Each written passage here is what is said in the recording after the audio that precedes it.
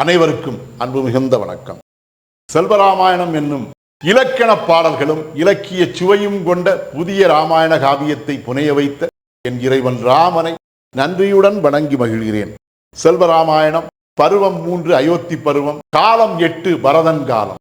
என் தந்தை போல் அன்பை தர இனிமேல் எனக்கு எவரும் இல்லையே என்று பரதன் வருந்துதல். பாடல் எண் 797. தந்தையினை கொல்விதியே தான் கவர்ந்ததே மெய்யோ, எந்தனுக்கும் அன்பை இனி எவர் தருவாரோ ஐயோ, சுந்தரமாய் தந்தை என்னும் சுகப்பத நீரே பெய்யும், முந்துவனை அன்பும் இனி முடிந்ததென்பதே விதியோ. இதுவே 797வது பாடல். இந்த பாடலுக்கான விளக்கத்தை காண்போம்.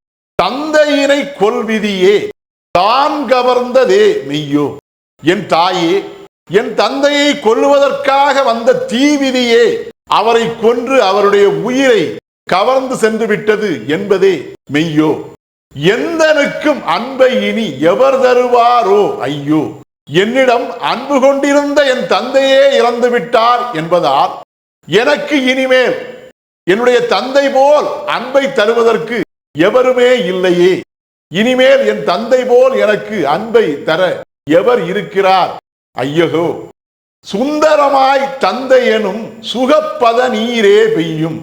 காட்சிக்கு அழகாக தெரியக்கூடிய பனைமரமானது உடல் வலுவூட்டக்கூடிய, உடலுக்கும் சுகமான நலத்தை தரக்கூடிய, உடல் நலத்தை தரக்கூடிய பதநீரை மழை போல் வாரி வழங்குவது போலவே என்னுடைய தந்தையும் தன்னுடைய தோற்றத்தாலும் அழகாக இருப்பது மட்டுமன்றி தன்னுடைய செயல்பாடுகளாலும் எங்கள் அனைவருக்கும் நன்மையை செய்தவர். முந்துபனை அன்பும் இனி முடிந்ததென்பதே விதியோ. அவ்வாறு காட்சிக்கு அழகாக தெரியக்கூடிய பனையானது அனைத்து அன்பையும் விட முந்து பனை அன்பாக முந்தி நிற்கக்கூடிய அன்பை தருவது போலவே என்னுடைய தந்தையும் அனைவருடைய அன்பையும் விடவும் முந்து அன்பினை, முந்தி நிற்கக்கூடிய அன்பினை, முந்தி நிற்கக்கூடிய பனை அன்பு போன்ற மேன்மையான அன்பினை தந்த என்னுடைய தந்தையும் முடிந்ததென்பதே விதியோ, அவருடைய வாழ்வும் இனிமேல் முடிந்து போனது என்பதுதான் விதியோ என்று பரதன் தன்னுடைய தாயிடம் கேட்டவாறே அழுதான். இதுவே 797வது பாடலுக்கான விளக்கம். செல்வராமாயணத்தின் 798வது பாடல் மற்றும் அதன் விளக்கம் ஆகியவற்றை அடுத்த பகுதியில் காண்போம்.